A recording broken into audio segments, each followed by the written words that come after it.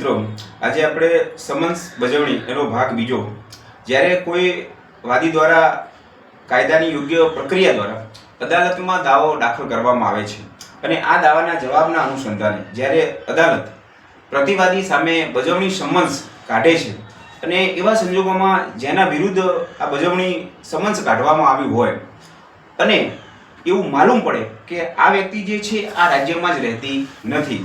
હવે જે રાજ્યમાં દાવો દાખલ કરવામાં આવ્યો હોય, જે અદાલતની હુકુમતમાં દાવો દાખલ કરવામાં આવ્યો હોય અને એવા પ્રસંગે જ્યારે કોઈ પ્રતિવાદી આ દાખલ કરે રાજ્યમાં હાજર ના હોય અને જો બીજા રાજ્યમાં રહેતો હોય તો ઇન્સાફી અદાલત કઈ રીતે કાર્યવાહી કરશે?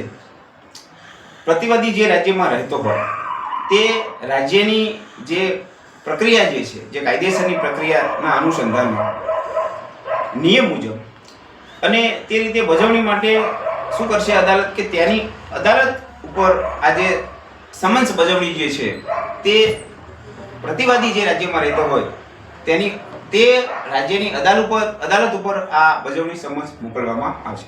હવે આ બજવણી સમન્સ મળ્યા પછી ત્યાંની તે રાજ્યની અદાલત શું કાર્યવાહી કરશે? તો જે અદાલત પર સમન્સ મોકલવામાં આવે તે અદાલત જાણે પોતે જ એ સમન્સ કાઢ્યું હોય એ પ્રમાણે તે પ્રતિવાદીની પાસે બજવણી કરાવશે અને આ બજવણી એ તેની રાજ્યની જે અદાલત છે એ પોતે બજવણી કરશે.